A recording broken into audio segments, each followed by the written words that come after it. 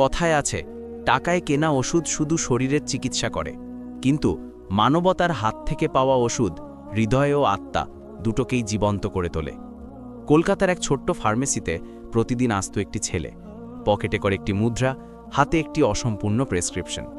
ওষুধ কখনো পুরোটা মিলত না, তবু তার চোখে সবসময় লুকিয়ে থাকত এক অজানা বেদনা। একদিন ফার্মেসির মালিক যখন তার পিছু নিল, তখন যে সত্য প্রকাশ পেল তা তার জীবনটাই বদলে দিল। আখিরে ছেলেটির বাধ্যবাধকতা কি ছিল? পুরো গল্পটি জানতে এই গল্পটি শেষ পর্যন্ত পড়ুন, আর মন্তব্যে আপনার এবং আপনার শহরের নাম অবশ্যই লিখবেন।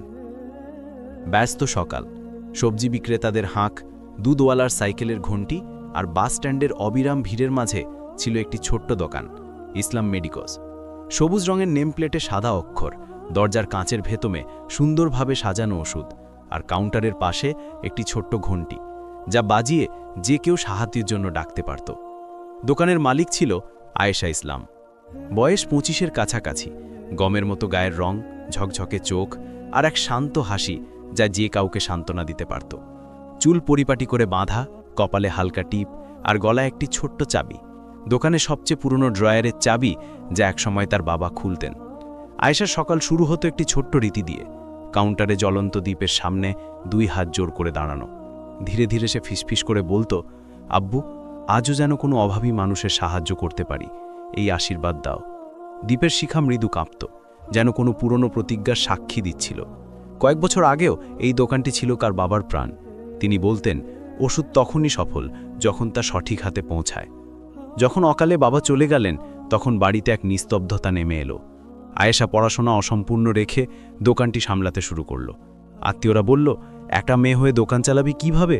কিন্তু আয়েশা ঠিক করে ফেলেছিল, দোকান চলবে, তবে শুধু ব্যবসা হিসেবে নয়, মানবতার ভরসায়। দোকান খুলতেই প্রতিদিনের রুটিন শুরু হতো। বেটি, সুগারের সেই ওষুধটা দাও। খালা, ওষুধ খাওয়ার পরে বেশি করে জল খাবেন। ভাইয়া, বাচ্চার সিরাপ রাতে 8 চামচ দিতে হবে। তার কথার ধরন ছিল বকাঝকার নয়, বোঝানো। প্রতিটি ওষুধের সঙ্গে সে দিত কিছু কথা, যত্ন নেওয়ার, ভরসা জোগানোর। অনেক বয়স্ক মানুষ শুধু তার কথা শোনার জন্যই আসত। তোর কথায় ওষুধের চেয়েও বেশি ভরসা আছে বেটি। দুপুর গড়াতেই রোদ কাউন্টারে তীর্যকভাবে পড়ত। আয়েশা হিসেব লিখত, তারপর দোকানের দিকে নজর বোলাত। তখনই দরজায় ঘণ্টি মৃদু বেজে উঠল। সে মাথা তুলে দেখল, দরজা একটি রোকা ঠেলে দাঁড়িয়ে। বয়স বড়জোর 19-20, ময়লা কাপড়ে সেলাই করা প্যাচ স্পষ্ট দেখা যাচ্ছিল।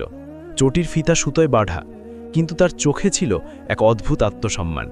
ভিক্ষার নয়, পরিশ্রমের। সে কারো কাছে বেশি কিছু চাইত না, যতটুকু আছে ততটুকুই। দিদি, এই ওষুধটা পাওয়া যাবে? আয়েশা প্রেসক্রিপশন নিয়ে চশমা পরে ওষুধ বের করতে লাগল। ছেলেটি চুপচাপ দাঁড়িয়ে রইল। সে চুপি চুপি পকেট থেকে কিছু মুদ্রা আর মুড়ে যাওয়া কয়েকটি নোট মুড়ে কাউন্টারে রাখল। ফিসফিস করে বলল, যতটুকু হয় ততটুকু দিয়ে দিন। আয়েশার আঙুল থমকে গেল। এত কম? এই ওষুধের তো পুরো কোর্স দরকার। বেটা, অর্ধেক নিলে কোনো লাভ হবে না। ঘবড়ে গিয়ে ছেলেটি বলল, আমি পরের বার আরও নিয়ে যাব।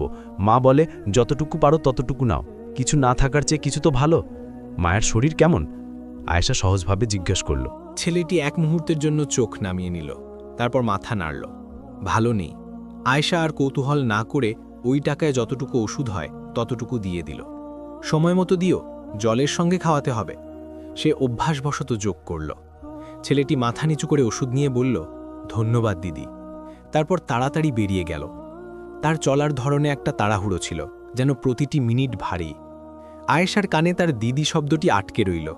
সে ভাবতে লাগল, কে এই ছেলে, কোথায় থাকে? মা কতটা অসুস্থ যে ছেলেটি এমন সংকোচ নিয়ে ওষুধ নিতে আসে? সে জানালে দিয়ে বাইরে তাকালো। ছেলেটি ভিড়ে মিশে গিয়েছিল। সন্ধ্যায় শাটাবার্ধেক নামানোর সময় তার চোখ পড়ল বাবার ছবির দিকে। তাকে স্মরণ করে তার ঠোঁটে হালকা হাসি ফুটল। আপনি থাকলে কি করতেন আব্বু? মন জবাব দিল, জিজ্ঞেস না করে শুধু সাহায্য করতাম। পরের কয়েকদিন একই ধারা চলল। প্রতি 2-3 দিন পর ওই ছেলেটি আসত। প্রেসক্রিপশন একই, ওষুধও একই, কিন্তু টাকা প্রতিবার অপ্রতুল। কখনো 50, কখনো 30, কখনো মাত্র 20। একদিন ওষুধ নেওয়ার সময় সে ইতস্তত করে বলল, দিদি, যদি একদিনের জন্য ধার। কথা শেষ করার আগেই পেছনে দাঁড়ানো একজন গ্রাহক হেসে বলল, আজকাল সবাই বিনামূল্যে চায়। আরেকজন বলল, বেটি, এভাবে দিলে দোকান বন্ধ হয়ে যাবে। আয়েশার চোখে চিনচিনে ব্যথা হলো। সে নরমভাবে ছেলেটির দিকে তাকালো। তার মুখে লজ্জা, চোখে জল। আয়েশা ভেতরে ভেতরে কেঁপে উঠল। সে কোনো জবাব না দিয়ে ওষুধের প্যাকেট এগিয়ে দিল। নিয়ে যাও, সময় মতো ওষুধ দিও, আজ ধাড়ি থাক। ছেলেটি মাথা নিচু করে বলল, কাল টাকা নিয়ে আসব, প্রতিজ্ঞা। গ্রাহকরা বড়বড় করে কথা বললেও আয়েশার চোখ দরজার দিকে স্থির ছিল। বাইরে যাওয়ার সময় ছেলেটি ফিরে তাকালো। এক মুহূর্তের জন্য তার চোখে কৃতজ্ঞতা ঝিলিক দিল। তারপর সে ভিড়ে হারিয়ে গেল। রাতে দোকানের আলো নিভলে নিস্তব্ধতা নেমে এলো। বাইরে রাস্তায় গাড়ির কাতার, ভেতরে বাবার ছবির সামনে দ্বীপের শিখা কাঁপছিল। আয়েশা গভীর নিঃশ্বাস ফেলল। আমি কি ঠিক করছি? তারপর নিজেই জবাব দিল, হ্যাঁ, কারো প্রাণ বাঁচাতে একদিনের ক্ষতি হলে তা ক্ষতি নয়, দোয়া। কিন্তু প্রশ্ন থেকে গেল, এই ছেলেটি কে? মা কতটা অসুস্থ? কেন প্রতিবার অসম্পূর্ণ ওষুধ? সে কি সত্যি সত্য বলছে, নাকি তার বাধ্যবাধকতার পিছনে অন্য কোনো গল্প লুকিয়ে আছে? তার মনে একটা কষ্ট জাগল। শুধু ওষুধ দিয়ে সে কি তার দায়িত্ব থেকে পালিয়ে যাচ্ছে? পরের সকালে দোকান খোলার সময় তার মনে একটা সংকল্প ছিল। আজ যদি ছেলেটি আসে, সে শুধু ওষুধ দেবে না, তার চোখের পেছনের গল্পও বুঝবে। কাউন্টারের ঘণ্টি যেন ঠিক তখনই বেজে উঠল। দরজায় সে চেনা মুখ, ক্লান্ত তবু আশায় ভরা। দিদি, সে ধীরে বলল, আজ মায়ের শরীর আরও খারাপ, প্রেসক্রিপশন নতুন। আয়েশা প্রেসক্রিপশন নিয়ে পড়ল, তারপর চোখ স্থির হলো ছেলেটির দিকে। তোমার নাম কি? ছেলেটি চমকে গেল, তারপর ধীরে বলল, রহিম। রহিম, ওষুধটা পাওয়া যাবে? সে স্বাভাবিক স্বরে বলল, আজ তুমি তাড়াতাড়ি যেও না। রহিম আশঙ্কায় তার দিকে তাকালো, যেন কোনো পুরনো ভয় জেগে উঠেছে। কিন্তু আয়েশার চোখে প্রশ্ন নয়, ছিল সাহায্যের ভরসা। দুপুরের সময় রাস্তায় রোদ আরও তীব্র হয়েছিল। মানুষ তাড়াহুড়ো করে কাজ সেরে বাড়ি ফিরছিল। ফার্মেসির ভেতরে পাখা ধীরে ধীরে ঘুরছিল, ওষুধের বোতল আর প্যাকেট তাকগুলোতে ঝকঝক করছিল। আয়েশা কাউন্টারে বসে হিসাব লিখছিল। তখনই দরজা খুলে রহিম ভেতরে এলো। তার চলার ধরন আগের চেয়েও ধীর, মুখ ঘামে ভেজা, কাপড় আরও ময়লা, চোখে ক্লান্তি, হাতে সেই পুরনো প্রেসক্রিপশন। দিদি, রহিম সংকোচের সঙ্গে বলল, আজ মায়ের শরীর খুব খারাপ, ডাক্তার নতুন ওষুধ লিখেছে। আয়েশা প্রেসক্রিপশন নিয়ে দেখল ওষুধটা একটু দামি। সে কাউন্টারে তাকালো। টাকা? সে সহজভাবে জিজ্ঞেস করল। রহিমের গলা শুকিয়ে গেল। সে পকেটে হাত ঢুকিয়ে মাত্র 2টি মুদ্রা বের করল। কাপা গলায় বলল, দিদি, আমার কাছে শুধু এটুকুই আছে, যদি ধার দেন কসম কালকের মধ্যে ফিরিয়ে দেব। তার কথা শেষ হওয়ার আগেই পেছনে দাঁড়ানো একজন লোক হেসে বলল, আরে বেটি, এভাবে দিলে সবাই মুক্তে নিতে শুরু করবে, এ কেমন কথা? আরেকজন বলল, আজকাল সবাই বাহানা করে ওষুধ চায়, সত্যি গরিব হলে হাসপাতালে যাক, এখানে কেন? রহিমের কান লাল হয়ে গেল। সে মাথা নিচু করে দাঁড়িয়ে রইল। ঠোঁট কাঁপছিল, কিন্তু কোনো শব্দ বের হচ্ছিল না। তার চোখে জল ভরে এলো। আয়েশার হৃদয় কষ্টে ভরে গেল। মনে হলো যেন কেউ তার সামনে কারো সম্মান নিলাম করে দিয়েছে। সে কিছু না বলে ওষুধের প্যাকেট তুলে রহিমের দিকে এগিয়ে দিল। নিয়ে যাও রহিম, মাকে সময় মতো ওষুধ দেওয়া জরুরি, টাকার চিন্তা করো না। ভিড় চুপ হয়ে গেল, কারো আর কিছু বলার সাহস হলো না। রহিমের হাত কাঁপছিল। সে প্যাকেট নিয়ে মাথা নিচু করল, চোখ থেকে জল গুড়িয়ে গালে পৌঁছালো। ধন্যবাদ দিদি, এটুকু বলে সে তাড়াতাড়ি বেরিয়ে গেল। আয়েশার মনে নানা ভাবনা উথলে উঠল। এই ছেলেটি কি সত্যি মিথ্যেবাদী, যেমন লোকেরা বলছে? না, যদি মিথ্যেবাদী হতো তবে এতটা লজ্জিত কেন হতো? চোখে এত বেদনা কেন থাকত? সন্ধ্যায় দোকান বন্ধ করার সময় তার মন ভারী হয়ে গেল। সে বাবার ছবির দিকে তাকিয়ে ধীরে বলল, আব্বু, আমি কি ঠিক করলাম? যেন ছবি থেকে কণ্ঠ ভেসে এলো, মানবতায় করা প্রতিটি কাজ ঠিক। কিন্তু মনের শান্তি মিলল না। আয়েশা ভাবতে লাগল, রহিম কেন প্রতিবার অসম্পূর্ণ ওষুধ নেয়?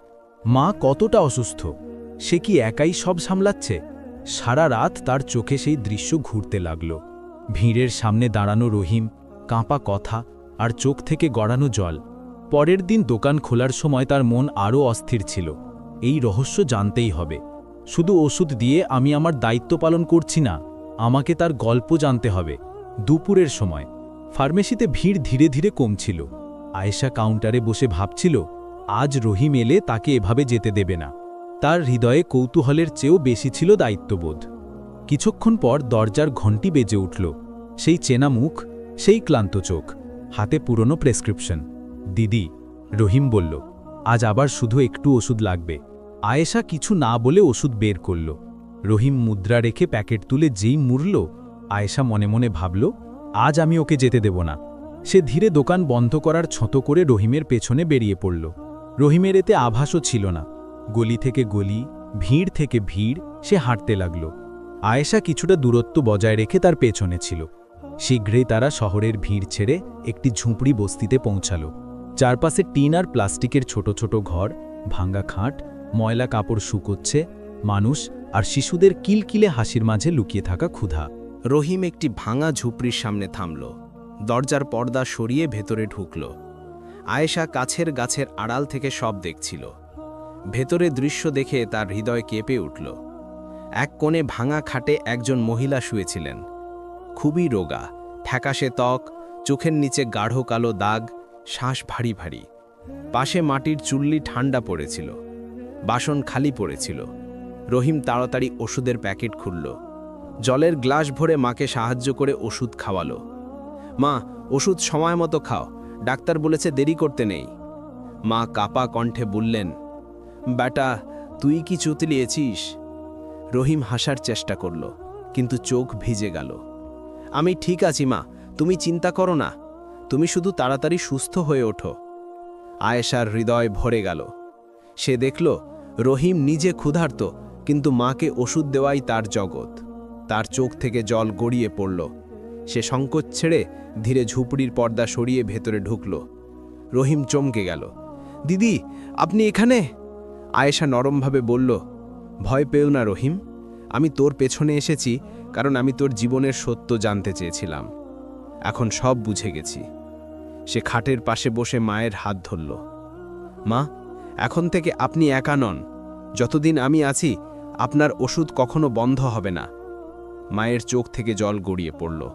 তিনি কাঁপা হাতে আয়েশার হাত ধরে বললেন, বেটি, ভগবান তোকে সুখে রাখুক, তুই তো আমাদের নতুন জীবন দিলি। রহিম মাথা নিচু করে দাঁড়িয়েছিল, চোখে কৃতজ্ঞতা। দিদি, আমি প্রতিবার অসম্পূর্ণ ওষুধ নিতাম কারণ টাকা পুরো হতো না। নিজে ক্ষুধার্ত থাকতাম, কিন্তু মায়ের ওষুধ কখনো ছাড়িনি। আজ আপনি আমাদের আশা দিলেন। আয়েশার কণ্ঠ ভিজে গেল। রহিম, এখন থেকে তোকে মায়ের ওষুধের জন্য টাকা আনতে হবে না। যতদিন আমি আছি, ওষুধ তোর বাড়ি পর্যন্ত পৌঁছবে। সেই মুহূর্তে ঝুপড়িতে আলো বা সাজসজ্জা ছিল না, কিন্তু সেখানে মানবতার সবচেয়ে বড় শিক্ষা জ্বলে উঠেছিল। সেই রাতে আয়েশা ফার্মেসিতে ফিরল। তার পা হালকা লাগছিল। মনে হলো যেন বাবার ছবি হাসছে।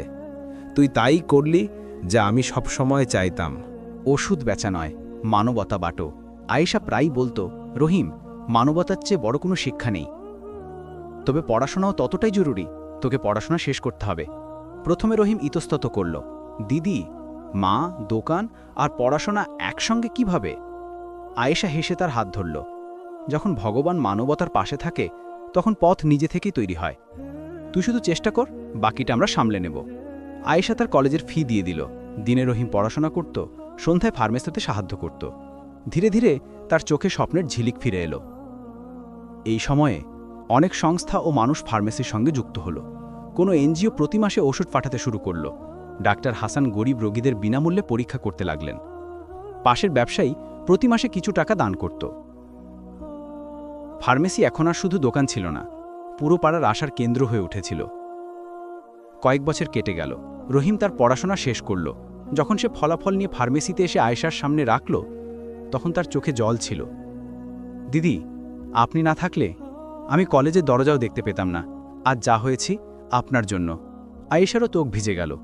সে তার মাথায় হাত রেখে বলল, রহিম, আমি শুধু তাই করেছি যা মানবতা চায়। এখন তোর পালা এই কাজটি এগিয়ে নিয়ে যাওয়ার। সেই দিন থেকে রহিম ফার্মেসির সমান অংশীদার হয়ে গেল।